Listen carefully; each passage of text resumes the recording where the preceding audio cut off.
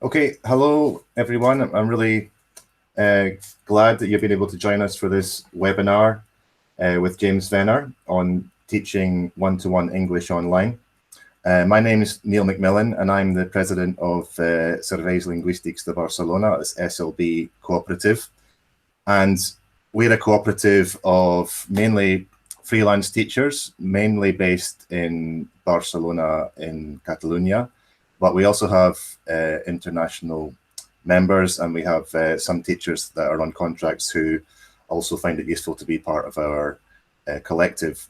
What we do is basically provide services and support to help each other improve both our technical abilities as teachers, mainly teachers, although also we have translators and materials developers.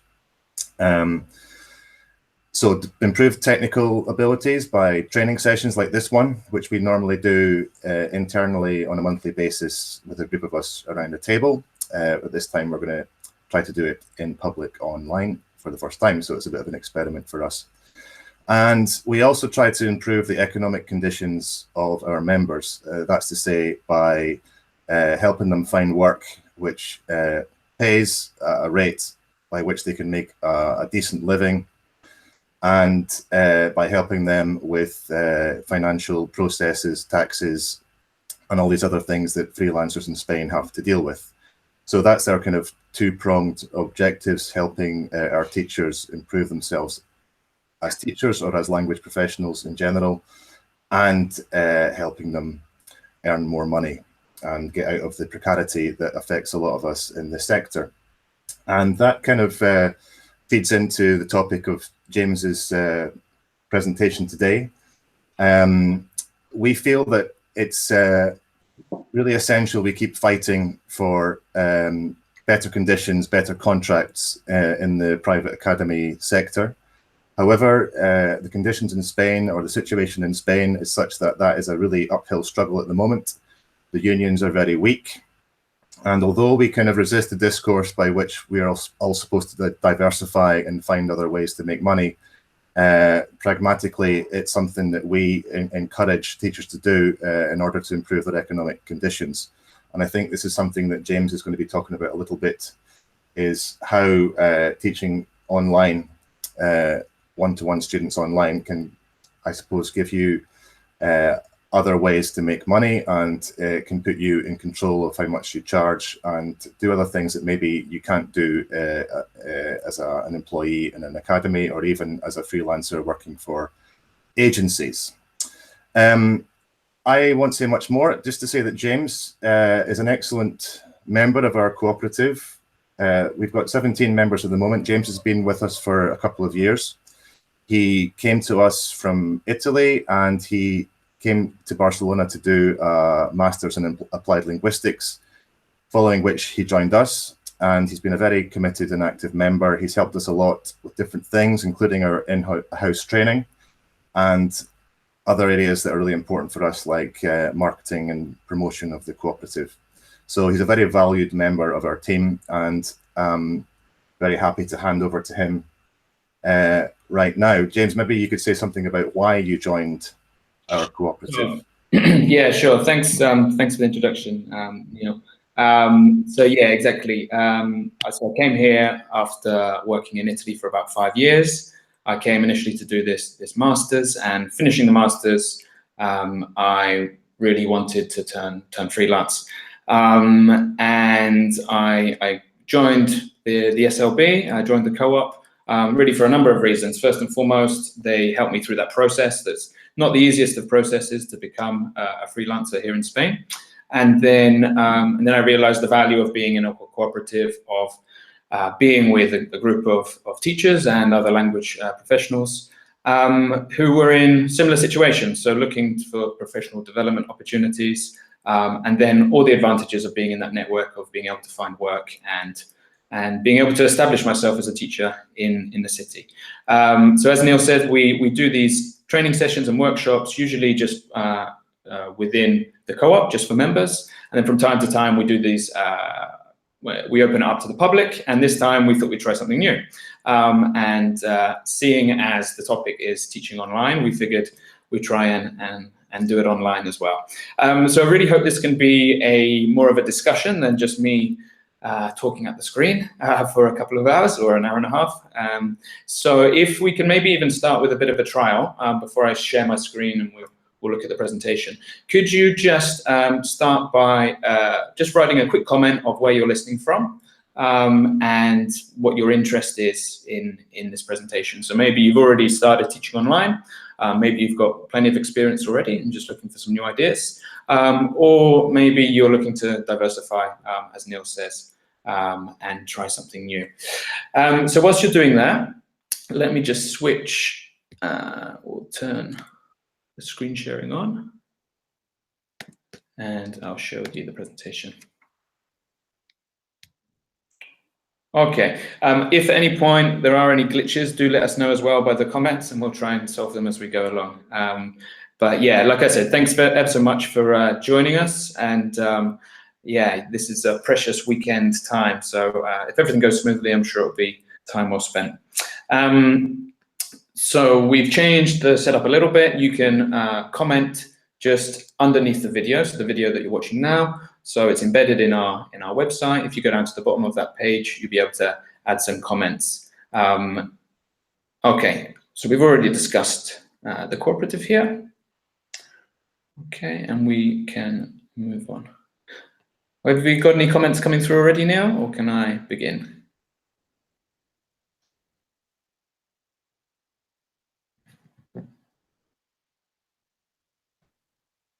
Okay, I think we can probably begin. So I think if Neil can just send me the comments through as they come in, we can do that. Okay, so on to online language learning and teaching.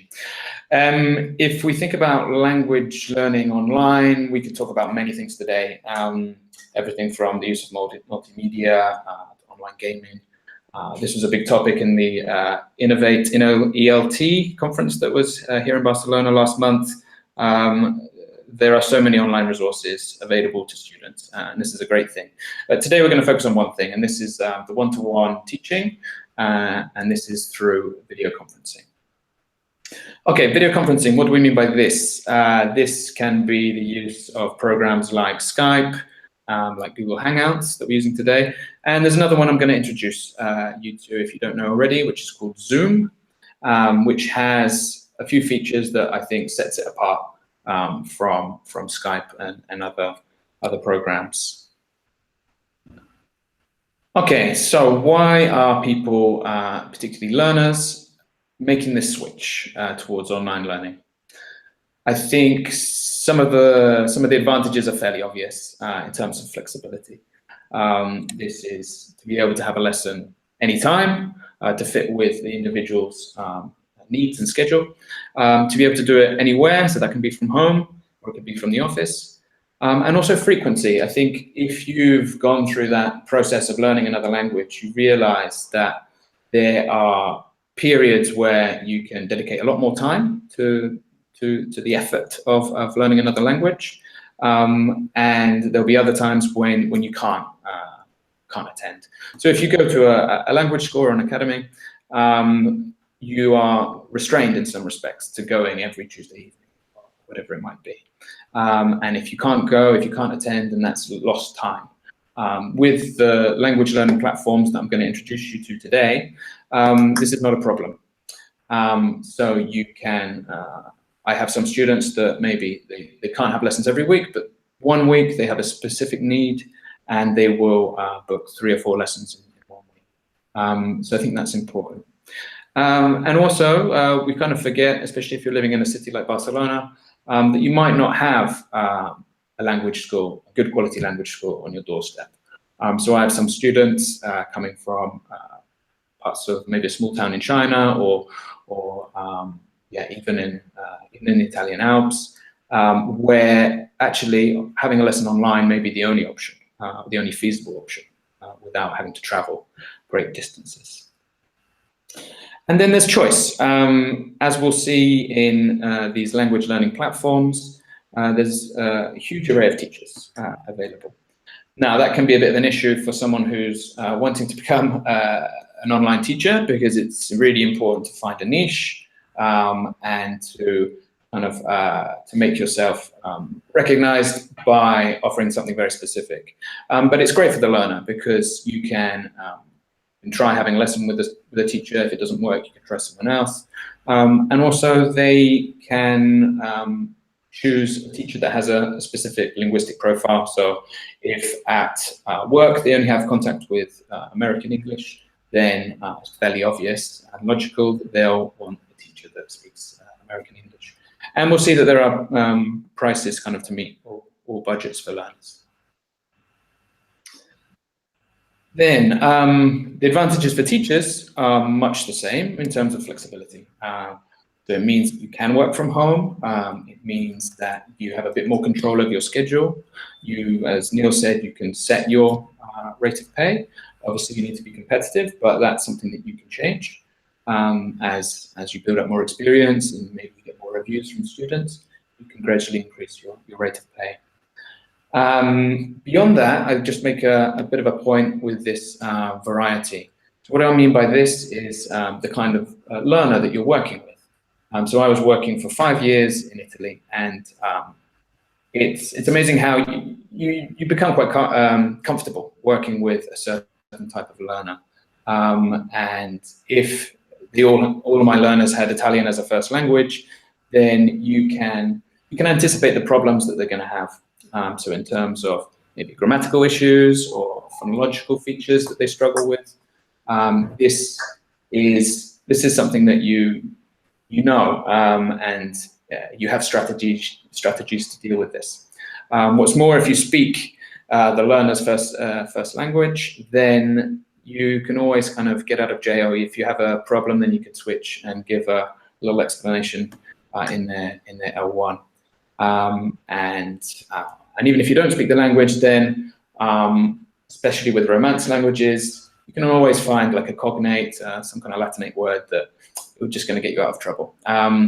So from that context to then teaching online, where your learners may come from Brazil and speak Brazilian Portuguese, or they might come from China and speak Mandarin. I've had students from, I've run out of, I've lost count of the different countries and different language backgrounds. So suddenly you're faced with new challenges. So I don't know, a Russian student that hasn't got a strong grasp of articles because there are no articles in Russian, or linguistic phonological features of Mandarin. So the difference between R sounds and L sounds that they find very difficult to distinguish. So it can pose a real challenge, and I think that's really good as teachers to get out of our comfort zones and to take on some of those challenges. And I think that's only a positive thing. But this was an unexpected kind of advantage that is worth, I think, commenting on. Okay, some more practical advantages. As Neil was saying, turning freelance is an option for some of us that are not happy with the working conditions offered by language schools. This might be different where you're working, but certainly in Spain, the working conditions offered by what we call academies or language schools are not so favorable. So turning freelance is a way of taking control of that. Part of surviving as a freelancer, I think, is diversifying. So many of us at the co-op do other things besides teaching, whether it's materials writing, whether it's exam preparation, or whatever it might be. So I find online teaching is a part of that. When I was doing my master's, I was doing that full time. And for me, online teaching was a way of paying my way through that. Now I work as a freelance teacher. I've reduced my number of online lessons, but it's still an important part of my schedule. So you can fill gaps in the schedule. So imagine you have a cancellation early in the week, and then you can change your availability online and plug those gaps. So it's just a way of trying to maintain more of a stable income, so you're less affected by cancellations. And then in terms of integrating online and offline lessons, so what does this mean? This could mean, yeah, you have some online students and some offline students, or even within the same student, you can combine the two. So I was speaking to another member of SLB, Laura, the other day, and often just because of schedule clashes and things, she will offer online lessons to students or learners that usually have lessons face to face. And this has happened with me as well. I do a lot of in-company work, and one of my students in particular has to travel a lot for work. He'll be going to Madrid almost every week. And if it happens to be that day that we normally have a lesson, normally we'd have to cancel or try and reschedule when possible. However, if you have that option, if your student's open to that option, then yeah, there's no reason to cancel. You can, when he's in Madrid, he's at a hotel, we can continue with our classes, but with this online option. So this is a great way to avoid this kind of breakdown in continuity. So continuity is so important that this is a great way to get around that. Okay, let's, I'm just gonna go back and check to see if we've got some comments coming through. Okay, great, so we've got a few here. Let me just stop sharing. I will have a look at some of these comments. Okay, so message from Teresa. So joining from Bristol and going freelance in autumn. Okay, that's great. Ben from London, excellent. Thanks very much for joining us. Mark from Japan. This is a member of ours, so one of our international members who joined recently. If you're on Twitter, then you may be following him already. Yep. Just to point out that Ben is also the SLB Ben. Yes, sorry, yeah, I missed the surname. Great, you're also a member. Yeah, our members are everywhere. Okay, and we've got a few people joining from Barcelona. Okay, just reading a few more. Okay, that's great. So yeah, so I think this is a great opportunity to open this up to members and non-members. So as we go through, if you have any questions, I think Neil will try and interrupt, yeah, we'll try and answer them. Okay, so let's continue. So these are some of the advantages. In fact, there's one more that I'd just missed about retaining students. So I moved from Italy to Spain. I think this is quite common for most of us working in ELT, that we do move from country to country. What normally happens is that you lose your students, yeah? So maybe you've been working with students for a longer period of time, and you move to another country and then you lose them. Again, if they're open to having lessons online, that doesn't have to be the case. You can continue with them, and that's been the case with me and some of my students from Italy. So that's another advantage. For sure, I've missed out things here, but these are the things that were most evident to me. Right, let's have a think about being an online teacher. So there's this phrase that gets thrown around, okay, to be a digital nomad. It's quite a romantic idea, I think, of putting your laptop in your backpack and traveling to somewhere like Southeast Asia and working from there.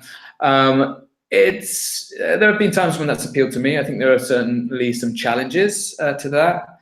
Finding reliable internet and even just getting the balance between work life and traveling. But there's that option. The reason I've mentioned this in the presentation is that I think the appeal of online teaching is much broader than that. So yeah, just as it could appeal to someone who wants to travel the world, it could also appeal to someone who wants to work more from home. There are clear advantages of that. So again, if you're doing in-company work, you can spend a lot of time moving from office to office. And there's a lot of wasted time, and that time is rarely recognized by the people that you're working for. So if you can do some back-to-back lessons at home, even if you're charging a little bit less for online lessons, which doesn't have to be the case, but even if you do drop your rates a little, you'll find that your income will be the same because you don't have this wasted time of traveling from place to place. Okay, so I think the appeal is quite broad. And then the digital learner. I was, when I started teaching online, so like I said, this was 3 years ago. When I started my master's, I needed a way to pay for the course and to get by. I started realizing some distinct differences between some of the face-to-face lessons I had and the online lessons I had. And these are some of the traits, some of the characteristics that I think digital learners tend to have. So they tend to be computer literate. If they've managed to get online and to register with one of these language learning platforms, it means that they are already kind of fairly computer literate.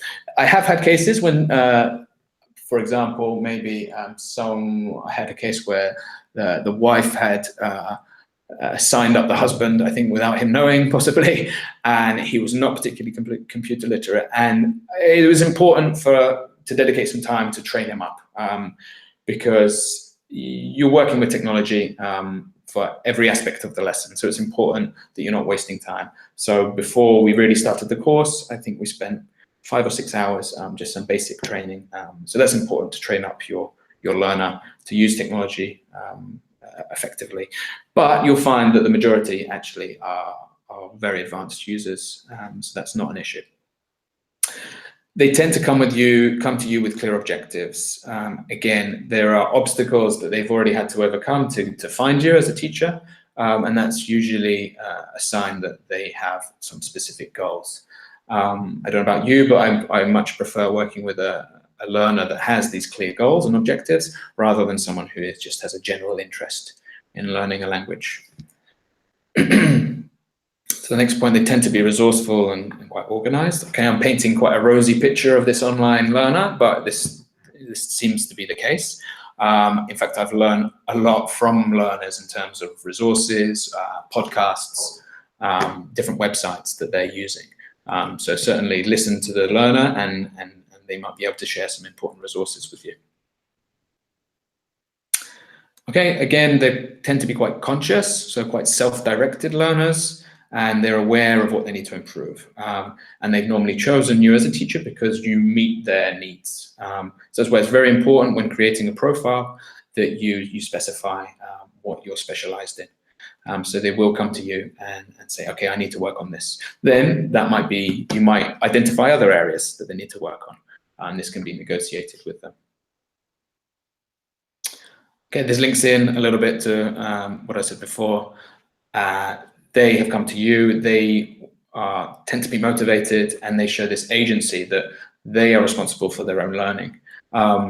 And just going back to what we talked about before about all these different forms of online learning, you actually realize that the one-to-one teaching is just one part of the puzzle.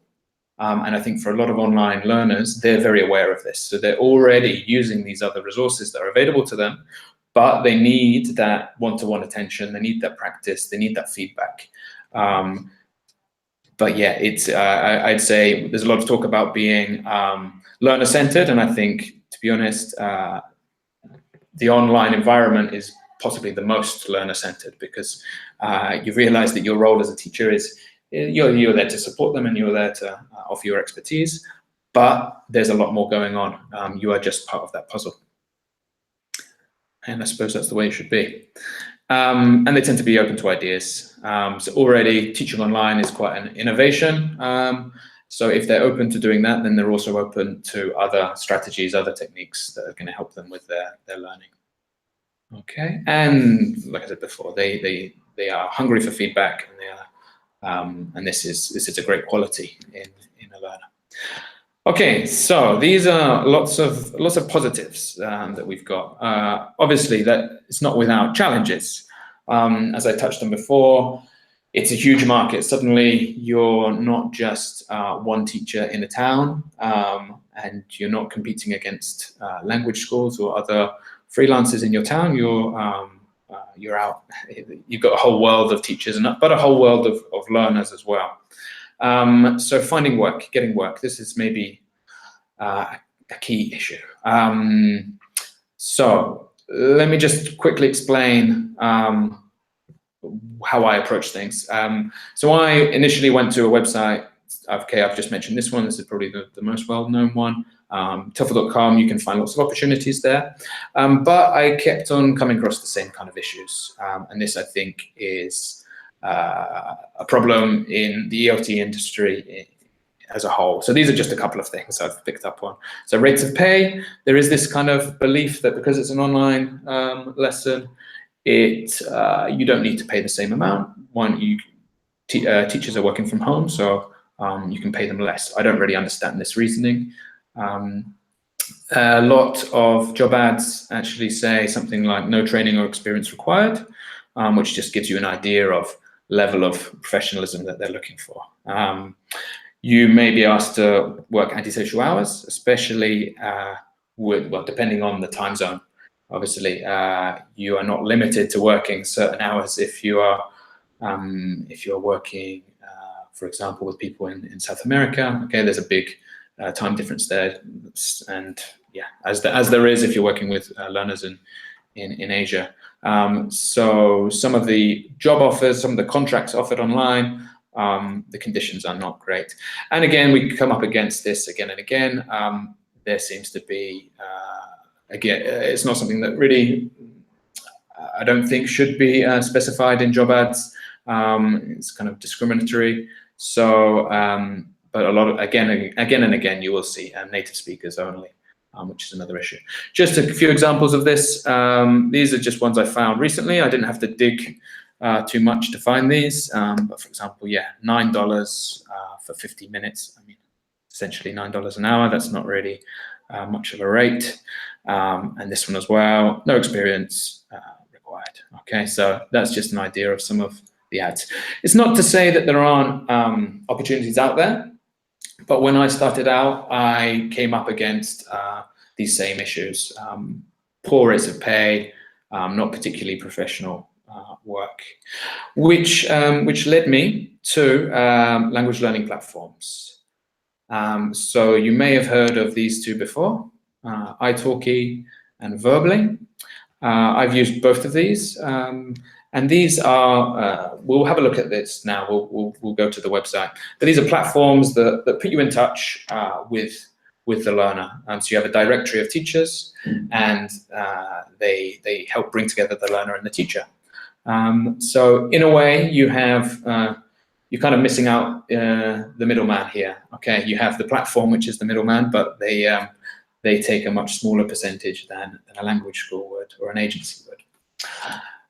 So let me move to Verbally briefly. So if you haven't seen this website, let me just talk through some of the features.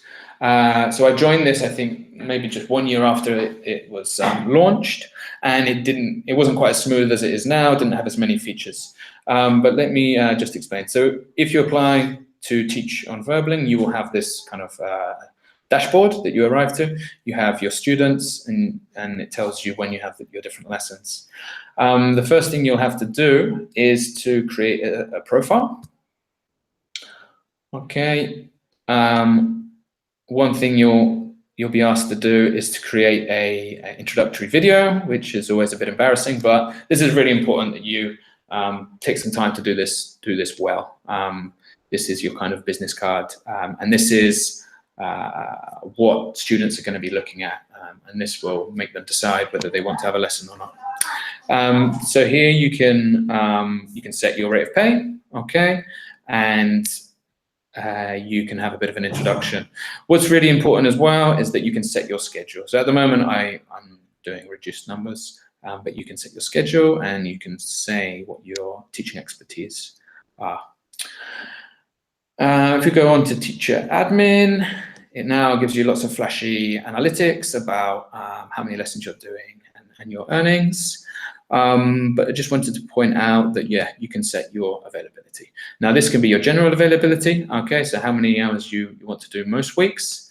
And then you also have a weekly schedule. So let's say you want to go away one week, you can always remove hours, or if you need to add hours, you can do that from week to week. So this can change, and your students can see this. This gets updated, and it's important to update that. Okay, we don't really have time to go through all of the features, but if you want to apply for this, then you can explore yourself.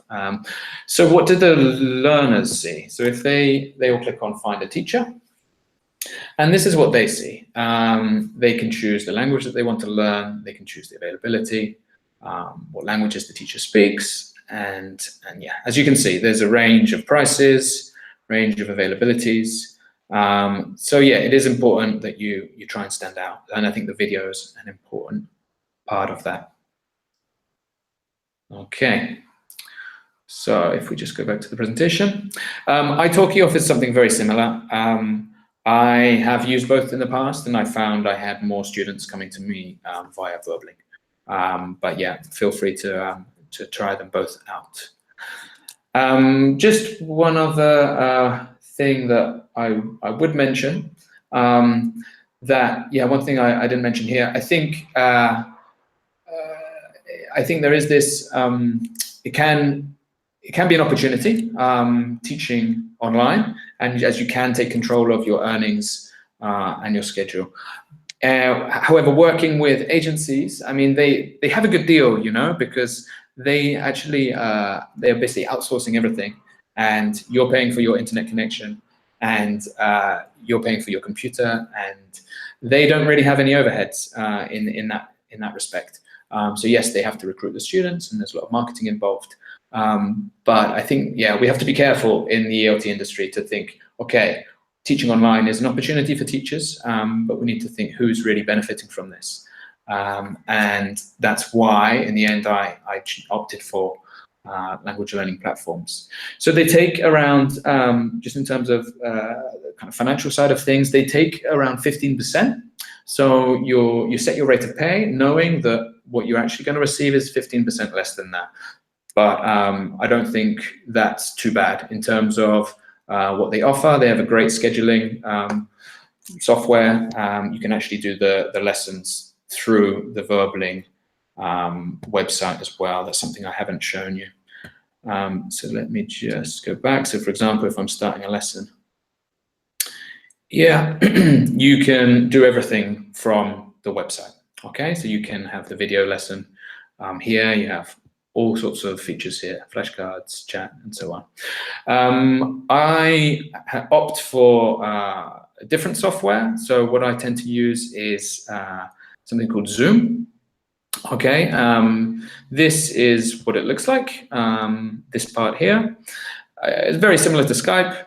So you have your list of contacts, and you can start your lessons just by clicking Start with Video and inviting people.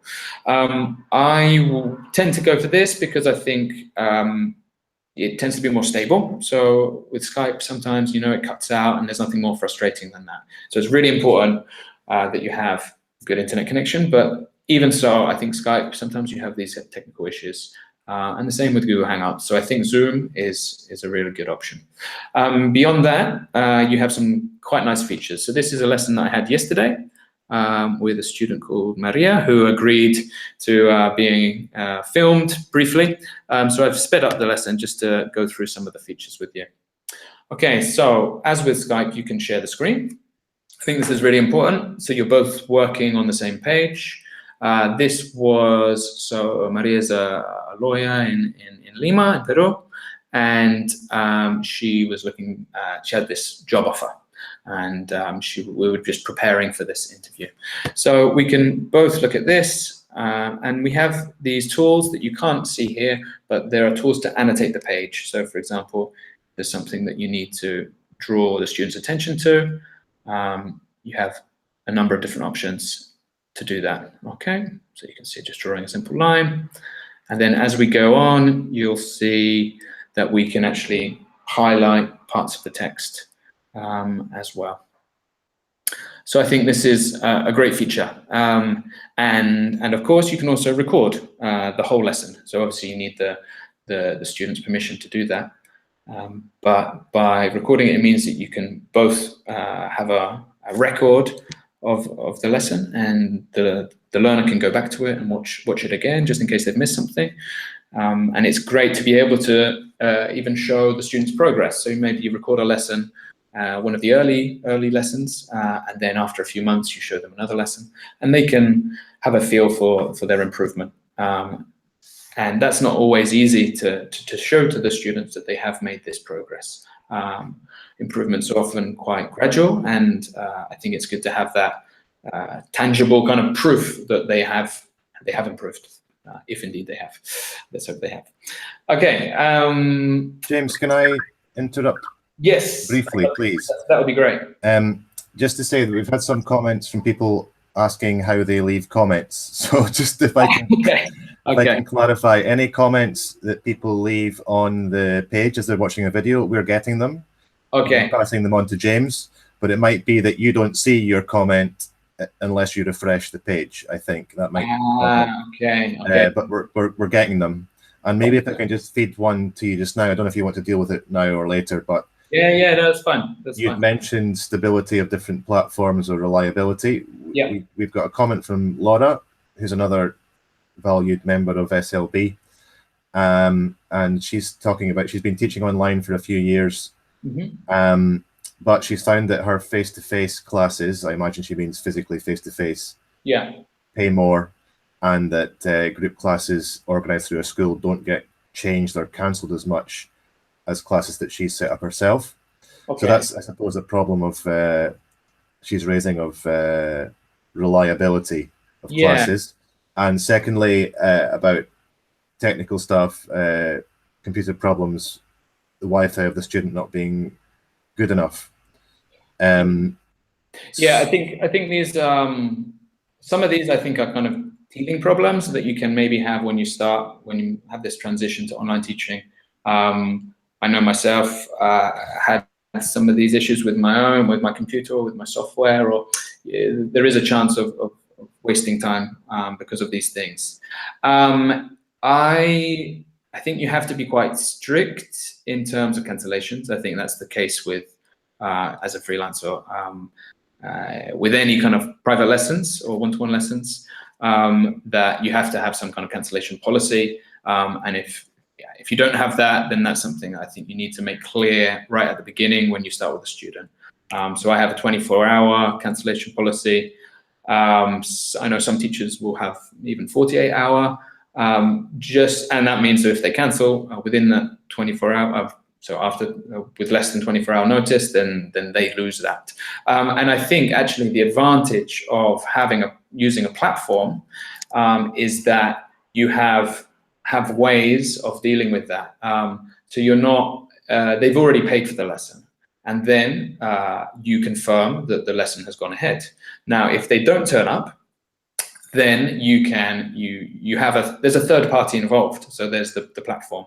So you can, you basically state that there's been an issue, and you say that the student was not there, and therefore you still need to be paid. So as long as you've established that policy at the beginning, it does make that process of making sure that you are paid a lot simpler, because it's not just you and the student, but you have this third party.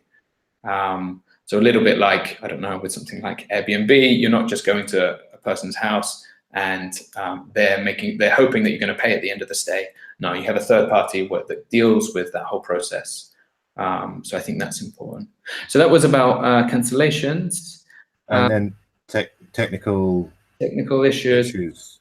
So again, I think you have to be very clear with the student. That could even be a part of your policy. I mean, if it's a one-off, I'm not going to tell them that that they have to pay for the lesson. I mean, these things can happen. You need to be kind of understanding, but at the same time, they need to make sure that they prepare for the lesson accordingly.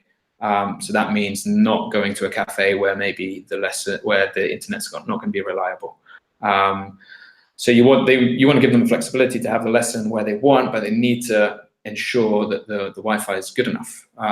So if they've decided to go and have a lesson in a bar somewhere and it's not good enough, then I mean, I think you're within your rights as a teacher to say, okay, this has been my time, so you need to pay for my time. The technical issue here is avoidable because you can do this from home. So it's a bit delicate, I think, but if you're very clear at the beginning, I think most students will understand. So I suppose it's a bit like arranging any normal face-to-face one-to-one. You have to set the rules at the beginning, right? And exactly. I mean, we recommend for that teachers draw up a kind of list of rules and requirements. You know, if you cancel within a certain time, blah blah blah. If you need to be in a place with a good internet connection, I suppose these are the things that you need to add to an agreement like that, right? Yeah, and I think there is you need an element of understanding. Like I've done, I don't know, probably close to 1,000 lessons now, and I have never had any real conflict for these things. Okay. If you have a student that regularly has issues with internet, and they're not doing anything to deal with it, then you let them go, and you don't continue with them. So it's not always their fault, but you might say, okay, your Wi-Fi is not working good enough to have these lessons. Maybe you can get in touch with me again in a month's time when you've got it sorted out. Mm-hmm. But okay. yeah, you don't want to waste your time with these things. And one other quick comment that just came in that I don't know if you want to deal with this now or later, is about invoicing. So I think it's Joanna Sands is asking about how does one invoice with these platforms? Yeah, so you're best off speaking to, if you've got an accountant, then you're best off speaking to them. Depending on where you are, then you might have different rules of how to do that. So this company is an American company, so it's as if you're invoicing any international company. So there's no reasons why you can't do this properly and invoice accordingly. But yeah, for anything like that, I'd check. I'd go to your accountant. Or, but you invoice the company rather than the student, right? Exactly. Okay. Thank you. Yeah, and then in terms of payment, it's for example with Verbling, it's weekly, which is another advantage. So if most of your invoicing happens monthly, it can be nice to have that income, which is weekly as well, and that's usually via PayPal. There's a few other different options there, but yeah, the invoicing is going to the company rather than the individual, so you're not stuck with 20 or 30 invoices to do. Great, thanks. Go on. Okay, all right. So thanks for the questions. That gives me a bit of a break as well. I think that's good. Okay, so that was Verbling. I've just gone through it very quickly, but I think it's definitely worth exploring if you're freelance, and yeah, I think that's a nice option. Okay, so I wanted to share with you as well. I want this to be something practical, something that you can take away from today. So I've put together, I am a bit of a fan of Padlet. So this is a place where you can bookmark different sites and different documents. So I've put together this toolbox. So these are all websites that I use with students or have used with students at different times. Before we look more closely at some of these sites, I don't think we've got time to look at them all, and you probably know some of these anyway. I think it's well worth commenting on the importance of not overwhelming students with technology. You need to kind of consider how computer literate they are, how willing they are to use some of these tools. There's no point on first lesson giving them a list of 10 links and expecting them to explore them and to start using them. Something that I realized that it's a lot about learning is about creating habits and creating positive learning habits. And giving them too much too soon is not a good way of doing that. Often, I think in the classroom, we tend to maybe just mention resources in passing, but we don't actually take the learners through, don't fully introduce a resource and show them all the features and get across to them how it can be useful. And I think it's really important to dedicate some time to that. And when you're online, then that's great because you can share the screen and you can go through all the different features with them. So yeah, that's important. I think not to overwhelm students with technology. So in terms of giving feedback, just use one form of technology for that. In terms of communicating with them, make sure it's just one form of communication. So whether that's you exclusively use the Verbling platform or the italki platform, or it's just email, or you might want to even use WhatsApp. But make sure you don't have multiple kind of channels of communication, because then you maybe will say, but I told you I was going to I've cancelled this lesson, and you can get mixed up. So simplify things. I think that's really important. And then, yeah, little by little, you can add more tools and see what sticks and what doesn't stick. So I think every learner is different. So some learners, for example, love using Quizlet and they use it pretty religiously, and that's great for kind of assimilating new vocabulary. Others they don't take to it. So you need to get that information from them. Do they use a computer? Do they use a tablet? Do they use their phones? And you need to build on the habits that they already have. So if they never watch TV series in their own language, they're not really likely to watch TV series in English. So think about what their habits are, what they enjoy doing, and then build on that and try and kind of exploit that for language learning purposes. So let's go to this toolbox. If you haven't used Padlet before, this is, like I said, just a place to bookmark sites. So I've divided this one up into different categories. So starting with the platforms, these are the ones I mentioned today, and then Zoom. This is the video conferencing software that you can use. You'll be able to access this. So at I don't know if Neil mentioned it. Let me just show you. So if we go, this is where we are. If you go down to the bottom here, just under the video, if you click here, there's a feedback page. That'd be great if you can give us some feedback. And then from there, we'll ask you for some contact details, so your email, and then we will share. I can share the presentation, and I can share this Padlet with you as well. Okay, so so that's the first column. I think I've spoken about that more than enough. Then in terms of creating content, when you're working with a student online, you need to kind of make up for the fact that you don't have a whiteboard or you can't sit down with a piece of paper with them. So it's nice to create content. Obviously, that content can be used with more than one student, and you can build up some materials. Now, within the SLB, we actually have a materials bank, which is great. So this is something that we all feed into. So a lot of us are freelance teachers, so we're often trying to create materials for our students, but then we'll upload that to our this kind of repository of lessons and lesson plans, which is another little advantage.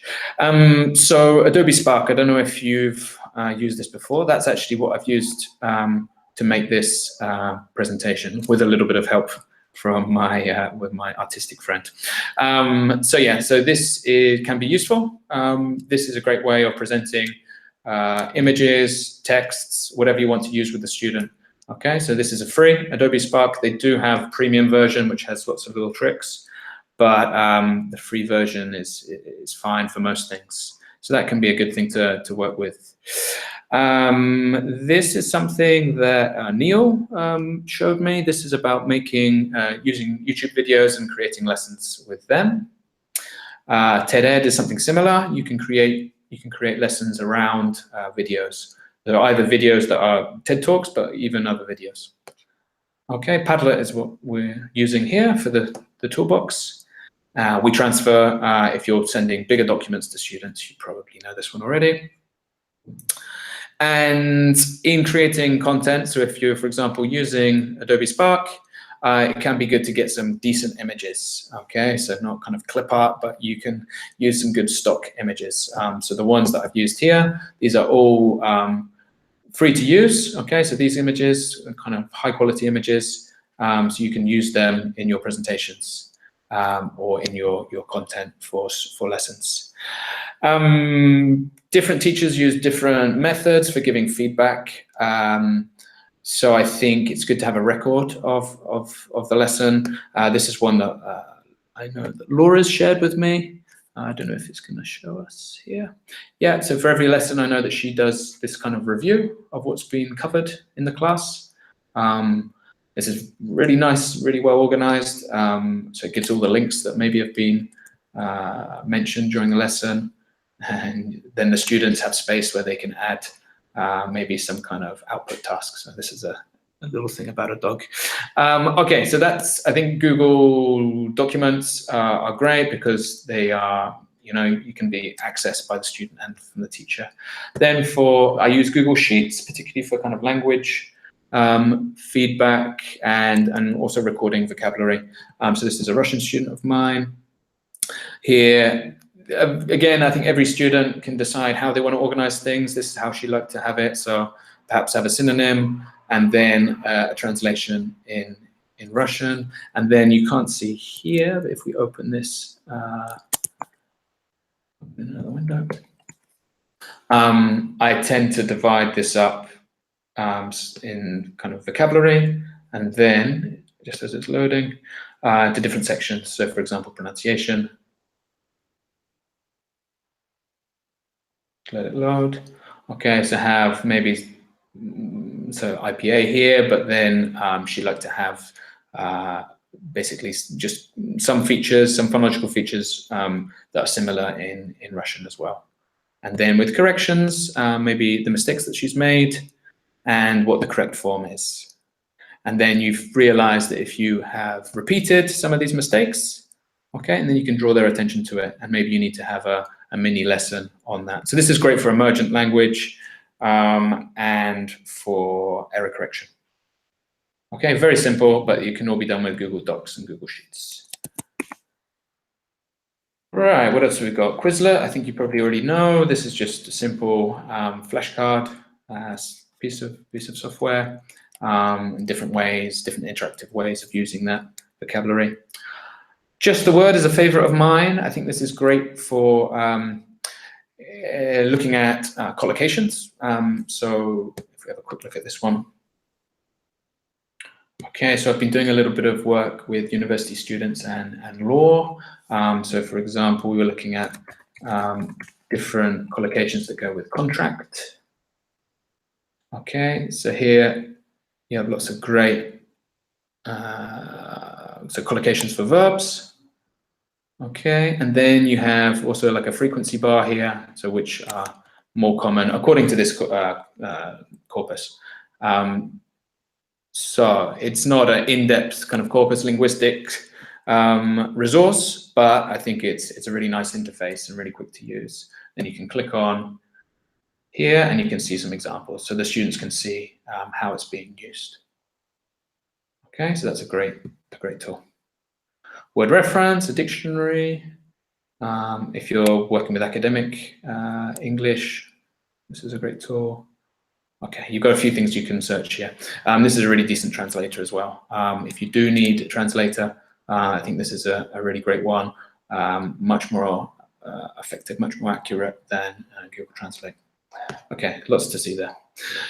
Audiovisual, there's endless amounts of videos and audio and podcasts that you can use. Ororo TV, I think, is nice. So these basically different free websites, different free videos that are on different websites. It kind of brings it all to one place. Youglish is great. You can type in a word and it will search all of YouTube to find examples of that word. And you can also search depending on the variation, the variety of English.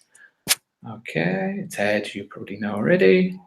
Lots of great resources where you have the text and also the audio. So I think there's been a bit of research on listening whilst reading and the advantages of that. So connecting the spoken form to the written form.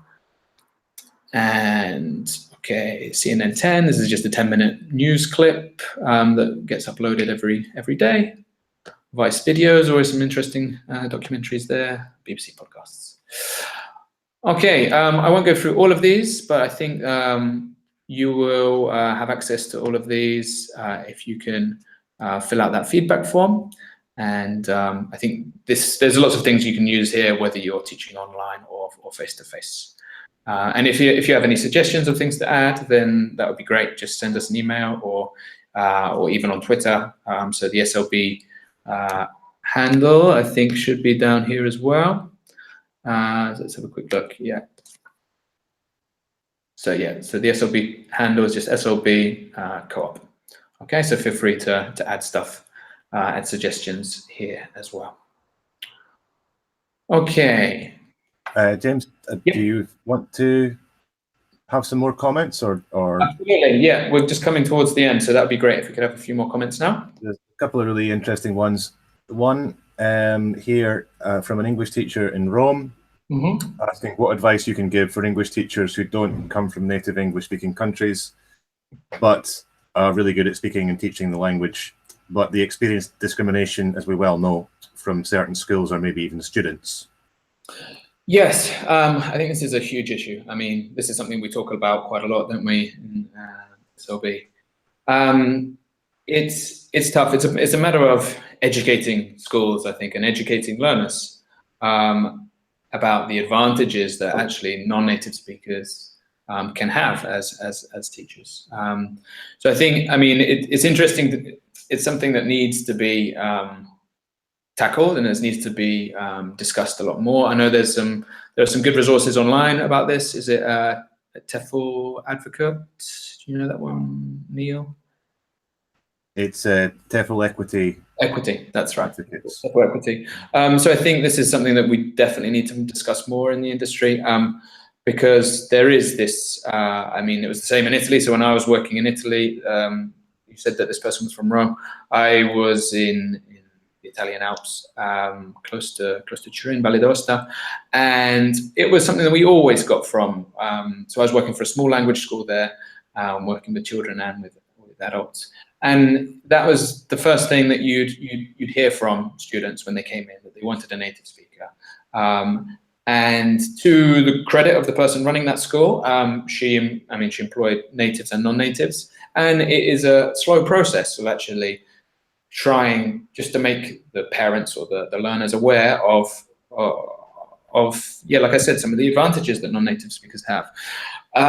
What can you do in practical terms? I think. I mean, it would be a good person maybe to speak to, if you're on Twitter, it'd be a good person to speak to Cecilia Nobre, she's from Brazil, and she's very active, and I learned a lot of the things that I'm talking to you about today is things that I've learned from her. So she's a good example of a non-native speaker who's really a real success story, I think, in terms of teaching online.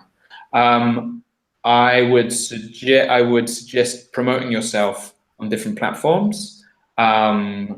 Writing blog posts. If you have a blog, I think that's a great way to showcase your ability. So if you're seems silly, but if you're writing articles and blog posts with very good level of English, then that is maybe reassuring to students that you do have that level.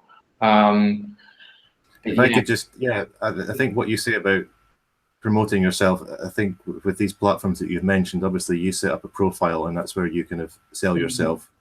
And I think maybe there's a tendency for native English-speaking teachers to just rely on that to sell themselves. Yeah. But a non-native English-speaking teacher will have to highlight their qualifications, experience, maybe testimonials from students. But that's a good thing. I think that's what should be getting highlighted. Yeah. Right. And like you say, educating people about it as well.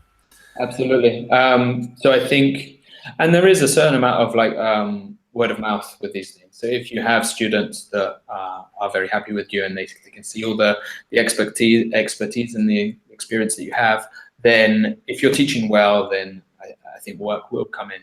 But unfortunately, I think there is an extra barrier there that's going to stop some learners. But I think the learners that do come to you probably will act as a kind of filter to the other more open-minded learners and people that realize, are conscious of part of this discussion. Yeah. Right. And another from Ailey, we've got a series of questions, quite interesting ones. I'll just give you them one by one.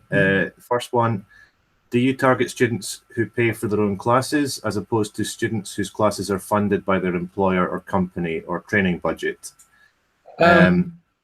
Okay, yeah. Shall I answer one at a time? Or? Yeah, go on. Yeah. Okay, so through Verbling, first of all, I suppose it's not me targeting them, but them coming to me. So you have your profile and you're part of this directory, and then based on what you're offering, then you have students that come to you.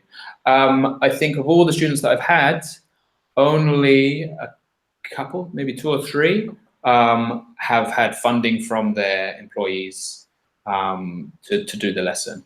But even in those cases, it was usually them suggesting online classes over other options. So in fact, I had an Italian guy who was a salesman and he was always on the road. So he went to his employer and said, look, I want English lessons, but it's no point you getting someone to come in company because I'm never going to be here. So I think the majority of people you do find on these platforms are going to be people that are doing it because it's of their own interest. It's not an employer telling them that they need to do it. Ailey's next question, maybe I can help with that a little bit. She says, Yep. is it still possible for freelance teachers to negotiate a contract with the company or HR manager? And I would say, of course it is. I mean, it would be like doing it to set up face-to-face classes. As freelancers, at least in Spain, and we imagine everywhere else, that's the great advantage, is that you can deal directly with companies. Mm-hmm. And it may be that you might branch out and look for companies further afield that you can offer online classes to, or even when scheduling is really tough, maybe there's a company that wants you, but you can't do it, you can't be there when they want you to be, but perhaps you can offer the online as an alternative, right? Mm. Yeah, I wouldn't have anything else to add to that. I think that's... And I would only add that the great advantage we find of being in a cooperative is that it facilitates negotiating contracts with companies, because we're not offering the services of one freelancer, we're offering the group, and that usually involves being able to cover classes, being able to offer multiple teachers, etc. So yes, individual freelancers and cooperatives of freelancers can definitely negotiate directly and make contracts. Anyway, you just to add something to that, I think when maybe approaching companies and offering these things, you will be faced with a certain amount of skepticism about online lessons. There's still this idea that it's impersonal and that technology is some kind of barrier. I think that's changing, because the trend is going towards that. I mean, it's never going to replace face-to-face lessons, but there are more people that are open to that. Just to give you a bit of an anecdote, I'm preparing someone for Cambridge Advance at the moment. So that's one-to-one face-to-face lessons. Mm-hmm. And as we're getting closer to the exam, I actually said to her, look, it'd be a really good idea for you to have lessons with another teacher who maybe has a different accent, or someone who's just going to pose you a bit of a challenge, because you can get used to a teacher's voice. So she replied with, she was very a bit uneasy about having lessons online, and I kind of persisted, and she's been having lessons. So she's supplementing the lessons she's having with me with an online teacher. And although she was skeptical about it initially, she's now said it's been a really positive thing. So I think even when you're approaching companies, you might be faced with some skepticism about the value of online. Sure. And well, you just mentioned two things, didn't you? You said you'd been working with somebody who was a salesperson, and now talking about somebody prepping for Cambridge. Yeah. So Ailey's last question is just about that, is wondering what kind of jobs your students do, independent professionals, students. Yeah, so like I said, I tried to set a bit of a niche at the beginning. I think I was maybe quite fortunate with Verbling, because I started quite early on. So I think they only started in 2014 and I began teaching in 2015. But anyway, I tried to set a bit of a niche of high level advanced learners. And I put as like pronunciation training as a part of in my introduction. So I tend to have high level students, but in terms of their background, well, I could give you a long list. So some university professors, but also students, businessmen, yeah, all sorts of backgrounds. So anything from sociologists to supermarket workers. I mean, every kind of background. I only work with adults. I think there's something that's worth mentioning is there are a lot of jobs working with children. I don't know how effective online lessons are working with children. I know people that do that, and that's not something I've got experience with. But if that's something people are interested in, I think I can put you in touch with someone. So obviously there are issues there, kind of about safeguarding issues of working online with children, and that's not something I've had any experience with. Yeah, one last comment. I don't know, maybe this could be the last one we deal with. Yeah, but I think you've maybe dealt with it already from Carmen. Do the students have their own English book, or do they use an online copy? I think that depends on the teacher, right? I mean, it's about methodology here. Sure. So, I mean, the way that I work, and I think this is a real advantage of working one-to-one, right, is that you can tailor the course specifically for them. And if they have real specific needs, then you can work with materials that they maybe already have. So I have students that maybe have to give a presentation, or like I said, I had a university professor that had to do their first course in English, and so the materials are there in those cases, and it's working with the materials that they already have and really focusing on their needs. And in those situations, no course book is really going to provide much that you can't find or that you can't create yourself. So I mean, everybody's got their own approach, but unless, like I said, not many students come to you with just a general need for English. And I'd say course books, in my teaching, is only really applicable in those cases when they don't have very specific needs. But even if they come to you with more of a general interest, you can usually, if you dig around and ask the right questions, you can find some more detailed needs. And then as soon as you have those needs, you work from there, and you can develop content and materials, like I said, with some of these different tools, and also relying on them to go away and find materials. So the idea of this flipped classroom, I think, at the end of the day, they are wanting, if you've got a 1 hour lesson, it needs to be as interactive as possible. They want to be speaking and they want feedback. So any reading or listening or exercises, which are kind of basically what you'd get from a textbook, that's something they can do on their own. And I often, that will be the homework for some of my students, is to go away and find an article or go away and find a video. And then you know that it's of interest to them because they're the ones that have chosen the material. And then in the lesson, you're exploiting the language. Anyway, that's my approach, but that would be my suggestion. Try different things. If you want to use a textbook and see how it works. Yeah, that's pretty much it. Yeah, I mean, I think it's the same question whether or not you're teaching online, right? It's a choice for the teacher and student to use a course book or not. At SLB, we are quite anti-course book. We're quite needs focused, as James has just outlined. We prefer task-based communicative approaches. And yeah, student sourced material, like James mentioned, could be really valuable, but teachers do need the experience and the training to be able to work in that way. And we do understand that a lot of teachers less experienced or with minimum qualifications do rely on course books. But it would be just as easy to use a course book online, I would imagine, as it would be. All you need, I suppose, is a digital copy that you can share screens and look at things. Students can go away and do exercises and stuff.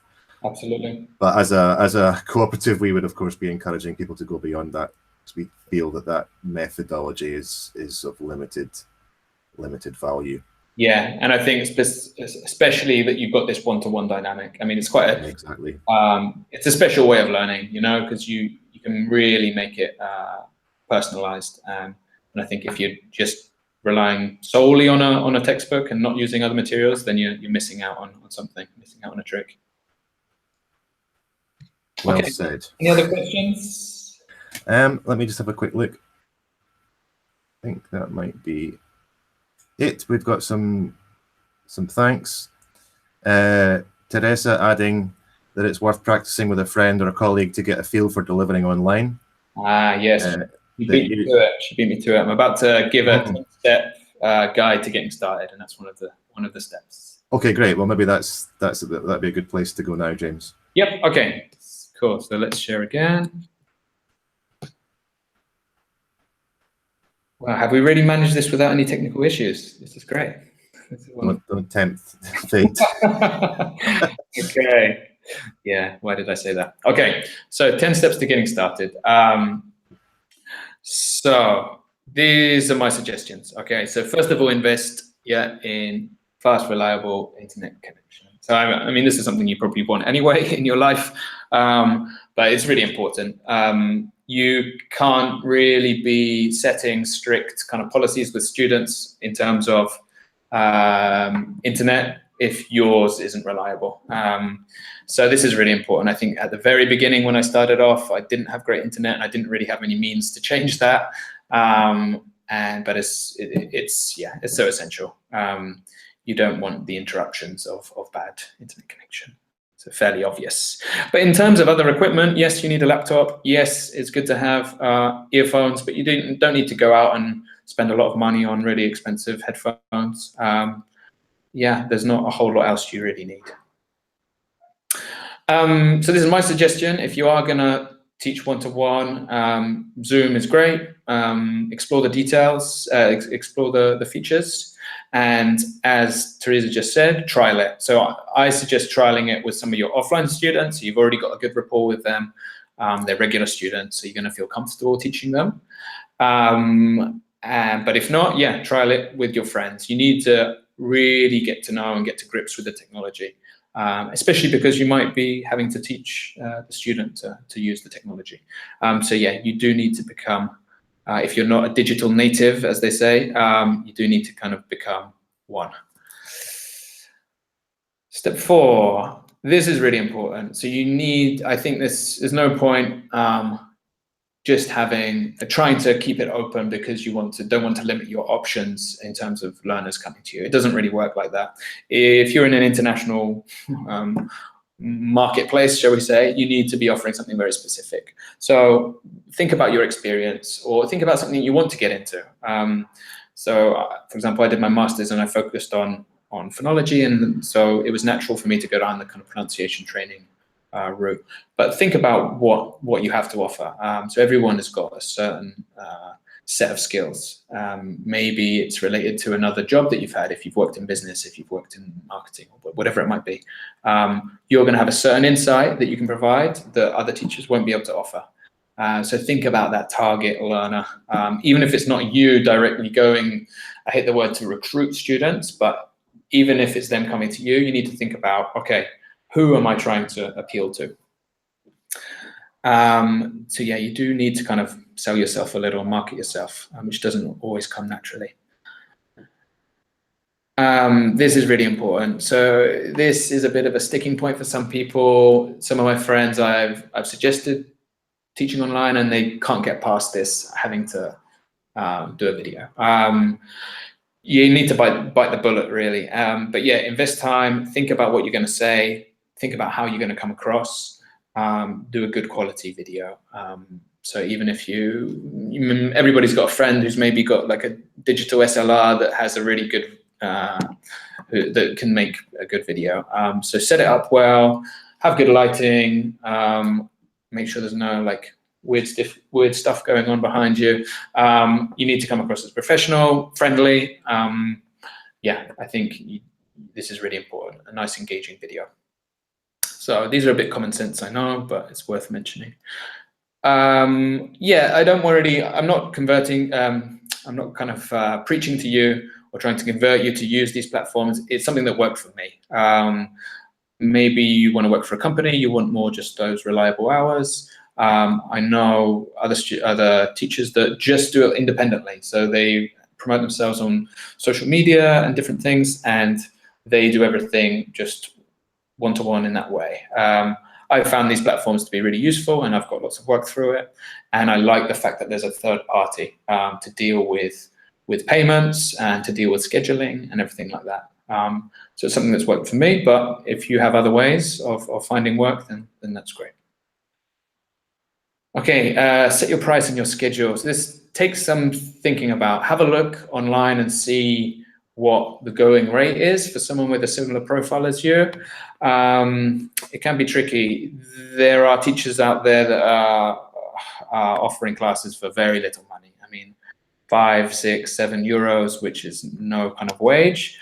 But then often it's the main factor is where the teacher is based. So if you're working from Vietnam, then 5 to 10 euros an hour, you can probably live off that quite comfortably. If you're not, if you're living in Europe or elsewhere, you don't want to undersell yourself. So I think you maybe have seen before, I've set my rate between 20 and 25 euros an hour, considering that you can do back-to-back classes. That's meant I've had plenty of work coming in. You will have to think that reviews are quite important, so student reviews. When you start off, you have no student reviews. So this might mean initially you need to set your rate a little bit lower, and then as you establish yourself and as you get more positive reviews, then you can gradually increase that. So that's one kind of strategy. And then your schedule. So think about the time that you're making available. And depending on that availability, you might appeal to people in one part of the world or another part of the world. So again, this is quite great. This is good. So if you want to work very early in the morning for whatever reason, you can, and you'll probably be appealing to potentially people in the East. Okay, or if you want to work late at night, you can do, and you might be appealing to people in South America or in other parts of the world. So do think about that. Experiment with tools, resources, and activities. Yeah, if you don't use many kind of digital resources in your face-to-face classes, it's worth investing time and exploring and playing and getting comfortable with these resources. Because I think this is a big part of your role as an online teacher, to introduce them to these resources and help them develop these habits. Because nobody learns a language practicing 1 hour a week and doing nothing else. So I think making sure that it is learner-centered, but it also means that you're training them up to be self-directed and autonomous. So you need to really know these resources and tools inside out before you can suggest them to others. Okay, seek feedback from learners. If you work in language schools or academies, then maybe once or twice a year, you might get some feedback forms. This can be useful. It's not always. Maybe it's just general student satisfaction, but you don't get much more information than that. If you're a freelancer, you might not be doing this. You don't have to, so you might not be. But I think it's really, really important that you get regular feedback from learners, even at the end of, I'm not saying at the end of every lesson, but pretty regularly, to say, okay, did you find this useful? What could we do more of? And not being worried about getting that feedback, because that's the way that you can improve things, right? So if you've got that dialogue and the student is comfortable or sees that you're open to that feedback, that's really, really good. And I think they're gonna feel like they have a real personalized learning experience. Okay, and then taking this feedback, as I said, you're going to have to refine your approach. Teaching online is different, and you do have to adapt and use these different tools and to find a different approach. And that approach will differ from student to student, and that's why students are coming to you in the first place, because they want something to fit with their learning style, their situation, their needs. So I think that's really important to offer a real personalized kind of service. Okay, so those are my 10 points. Thanks ever so much for watching. Neil, have we got any other comments, or can we tie things up there? No, just to go back, Ailey's earlier comment asking about dealing with companies directly. She followed up with that just to point out that in France that might not be as easy to do as in Spain because of the need for, what did she say? Quality. I beg your pardon, 1 second. Quality certification for the trainer or for the school. Yeah, so that, obviously what we say, just qualify it depending on where you are. maybe easier or more difficult to do. But Ailey's final comment here, that co-ops are probably the answer. We would definitely agree with that at least it's worth exploring. That maybe in situations where dealing direct with a company requires certain certification of whatever, maybe a collective of freelancers can achieve that more easily. Yeah, absolutely. I think it can solve a lot of the problems that we're facing kind of in the industry. So maybe I'll just take the final opportunity to plug what we're doing. As I mentioned before, our cooperative is, it's a local cooperative in Barcelona, and it's mainly for members based here, but we do have international members. We have members based in England, in Finland, and in Japan. And please get in touch with us if you'd like to know more about that. Obviously, you can't benefit from the work that we're doing here locally, the in-company classes, etc., that we set up to get work for our members. But there is work that can be done remotely. materials development, etc. You can benefit from our materials bank. You can benefit from our training sessions, and you can benefit just from the collective knowledge and wisdom that we have as a group. And I think James has demonstrated that very nicely today. And I'd just like to say thank you very much to James. Very welcome. And also thank you very much to everyone who's tuned in and left their comments. This video is now going to be processed, and then people will be able to watch it again, or people who couldn't join in can watch it, and we'll leave the comments open, and James and I will be keeping an eye on that. And if you do have any further questions, please don't hesitate to use the comment section to ask them. Yeah, James, anything else? No, that's everything. Yeah, so we'll be making the Digital Teachers Toolbox and also this presentation available. So yeah, just fill out the information in the feedback sheet, and we can get all of that to you. And yeah, like I said, if you could have any other suggestions, we'd love to hear about other resources, other tools that you use, and also, yeah, your experiences of teaching online. An hour and a half is not much time to talk about something that yeah, touches on so many other topics, but if this session can continue. Okay, great. And as James said, that feedback sheet, you can click through to that from a link just below the video. And we really appreciate your comments. Great. Thanks very much. Cheers, guys. Cheers now.